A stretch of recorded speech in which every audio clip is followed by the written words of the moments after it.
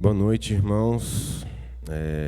Bem-vindos a mais um dia aí da nossa campanha, né, de 10 dias de jejum e oração. E hoje nós estamos representando aqui os jovens solteiros da igreja. E que eu espero que Deus esteja falando com você nessa semana. Espero que você esteja separando um tempo para ouvir de Deus, né? Ouvir o que Ele tem para falar e aprender, ser mais íntimo. E nós vamos orar agora e ter mais um tempo devocional aí desses 10 dias. Deus, obrigado, porque nós temos o privilégio de ter acesso a Ti, nós temos o privilégio de estarmos aprendendo com os nossos irmãos nesses dias, mesmo que à distância, mesmo que pela internet. Mas obrigado porque o Senhor colocou essa ferramenta nas nossas mãos. Obrigado porque nós temos essa oportunidade de usar essa ferramenta. Que o Senhor esteja falando aos nossos corações nessa noite. Que o Senhor esteja nos purificando, alinhando os nossos corações, as nossas mentes com a Tua vontade. Em nome de Jesus. Amém.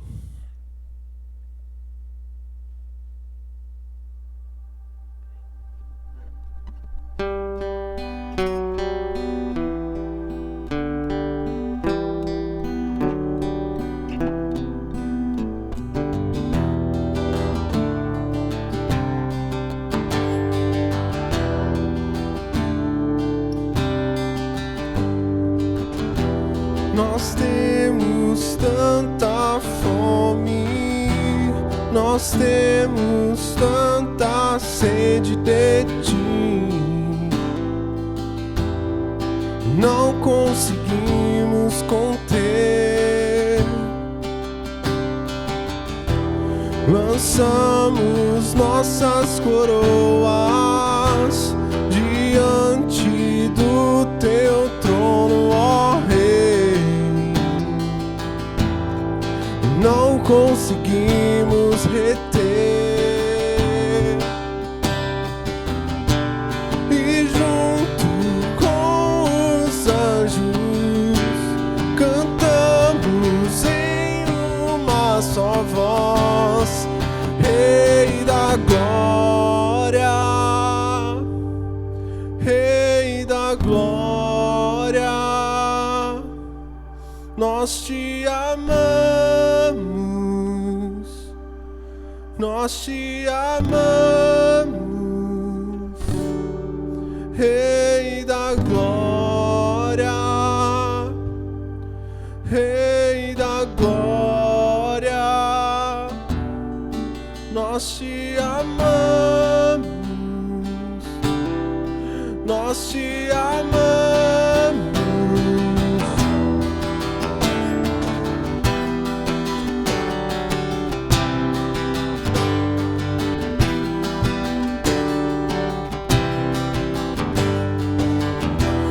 Nós temos tanta fome, nós temos tanta sede de Ti,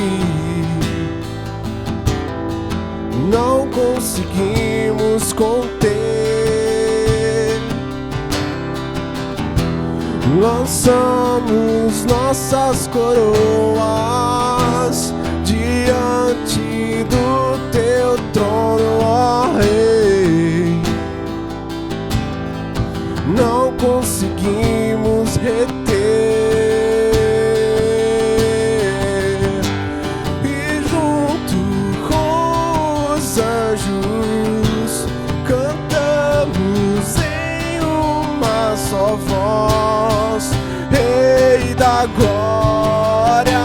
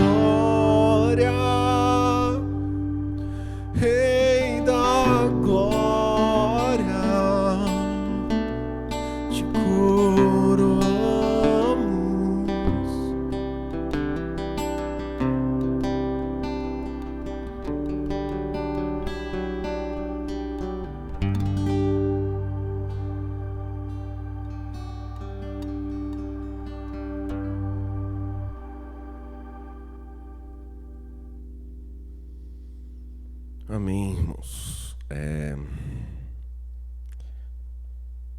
Vamos abrir as nossas Bíblias. Abra a sua Bíblia em casa. Em Apocalipse 4.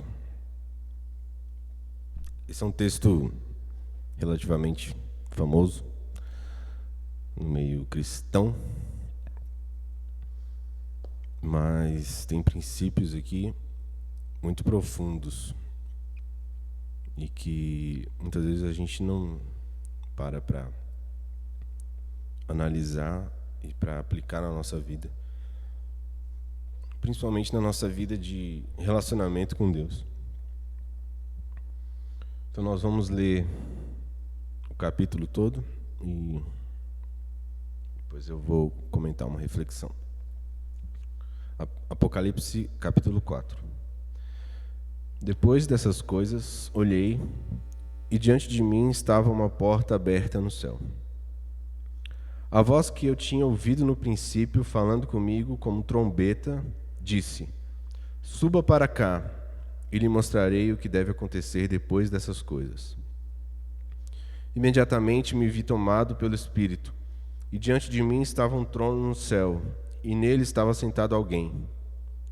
Aquele que estava assentado era de aspecto semelhante a jaspe e sardônio, um arco-íris parecendo uma esmeralda. Circundava o trono, ao redor do qual estavam outros 24 tronos, e assentados neles havia 24 anciãos. Eles estavam vestidos de branco e na cabeça tinham coroas de ouro. Do trono saíam relâmpagos, vozes e trovões. Diante dele estavam acesas 7 lâmpadas de fogo, que são os 7 Espíritos de Deus. E diante do trono havia algo parecido com um mar de vidro, claro como cristal. No centro, ao redor do trono, havia 4 seres viventes cobertos de olhos, tanto na frente como atrás. O primeiro parecia um leão. O segundo parecia um boi. O terceiro tinha rosto como de homem.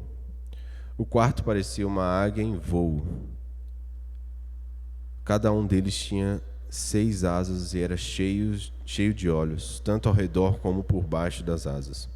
Dia e noite repetem sem cessar: Santo, Santo, Santo é o Senhor, o Deus Todo-Poderoso, que era, que é e que há de vir. Toda vez que os seres viventes dão glória, honra e graças àquele que está sentado no trono e que vive para todo sempre, os 24 anciãos se prostram diante daquele que está sentado no trono e adoram aquele que vive para todo sempre. Eles lançam as suas coroas diante do trono e dizem: Tu, Senhor e Deus nosso, és digno de receber a glória, a honra e o poder, porque criaste todas as coisas e por tua vontade elas existem e foram criadas. Esse capítulo é muito forte e muito profundo, porque fala de uma revelação que João teve da realidade na sala do trono de Deus. E essa música que a gente cantou fala sobre lançarmos as nossas coroas como os 24 anciãos. E essa expressão, esse ato, diz muito sobre o nosso orgulho e o quanto nós dependemos de Deus, quanto nós reconhecemos Deus como Senhor, como Rei das nossas vidas. Porque as coroas representam poder, representam autoridade, representam um lugar de autoridade, né? Por isso que os reis usavam. E isso tudo que significa a coroa, nesse texto, quando nós vemos os 24 anciãos lançando as coroas, e o que eles falam depois disso é reconhecendo que não importa tudo que O próprio Deus nos designou, tudo que Ele colocou nas nossas mãos como responsabilidade, como autoridade, como aquilo que nós devemos fazer, isso não é nada comparado ao senhorio dele, ao poder dele, à imensidão, à soberania, a tudo que ele é, tanto para nós quanto para o universo, né? E isso fica muito claro no que os anciãos falam, né? Logo após, quando lançam as suas coroas, que é: Tu, Senhor e Deus nosso, és digno de receber. Né? Primeiro, eles reconhecem que é Senhor. O Senhor é aquele que tem autoridade sobre os seus escravos. Né? E muita gente não gosta, né, dessa expressão escravo de Deus, escravo de Jesus. Mas o fato de nós sermos escravos de Deus nada mais é do que nós fomos comprados, né? Todo escravo, antigamente, ele era comprado pelo seu senhor. Então existia um preço, né, que o Senhor pagava para ter aquele escravo. E o preço que Jesus pagou foi a morte dele na cruz, né? O sangue dele. Por isso que nós somos escravos, aqueles que creem, né, e que são salvos. Então, Tu, Senhor e Deus nosso, não Deus daqueles, né, ou um Deus distante. Quando eles dizem Deus nosso, dá uma ideia de intimidade, dá uma ideia de proximidade, que é como nós devemos ver Deus e o relacionamento com Deus, né? Só Ele é digno de receber a glória, a honra e o poder. Porque criaste todas as coisas, e por Tua vontade elas existem e foram criadas. Ou seja, tudo foi criado por Deus. E tudo existe porque é a vontade dEle. Então, se alguém para de existir, também é por causa da vontade dEle. Se alguém morre, é por causa da vontade dEle. E às vezes é difícil para a gente entender isso, porque de Deus é totalmente justo, uma justiça que a gente não conhece plenamente, não consegue exercitar, né? Exercer, mas Deus é plenamente justo, e sendo justo, Ele permite o sofrimento, Ele permite o mal, porque é fruto das nossas escolhas. Então tudo que existe é pela vontade dEle. Então, tenha plena convicção de que se você ainda existe, é porque é a vontade de Deus. E se é a vontade de Deus, Ele tem um propósito nisso. Ele tem um objetivo nisso. E você pode estar, até nesse tempo mesmo de jejum e oração, você pode estar se perguntando o porquê, né, que você ainda vive, o porquê que você foi criado. Aproveite esse tempo para mergulhar em Deus, na palavra de Deus e na oração, para que você escute do próprio Deus o porquê. A gente tem esses questionamentos porque muitas vezes a gente não sabe quem nós somos. E para saber quem nós somos, nós precisamos conhecer quem nos criou. E que a gente aprenda, né, com esse texto a dar a glória a quem é digno, né? A honra e o poder. E que Ele seja a prioridade, né? Que os nossos títulos, nossos cargos, as nossas funções, tanto na igreja quanto no trabalho, em qualquer lugar, que isso não ocupe o lugar de Deus, que isso não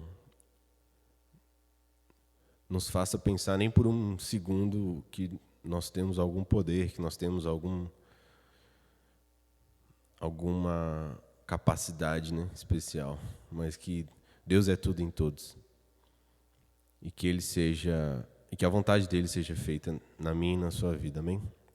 Vamos orar. Deus, obrigado por esse momento, obrigado por mais um dia que nós estamos aqui querendo te ouvir mais, querendo estar mais perto, querendo muitas vezes respostas, e que nós possamos fazer as perguntas certas, Deus. Que nós possamos fazer a oração certa, que nós possamos ter a atitude certa, a posição certa dentro da Tua presença, para que o Senhor consiga falar diretamente conosco, de forma clara, e que nós possamos estar atentos para ouvir, que os nossos ouvidos estejam abertos. Nos ajuda, Deus, porque nós não sabemos. Nos ensina a cada dia a como nos relacionarmos contigo, como sermos teus amigos, teus servos e teus filhos, Deus. Mais uma vez, obrigado. E que o Senhor nos conduza nesses dias e pelo resto das nossas vidas. Em nome de Jesus. Amém.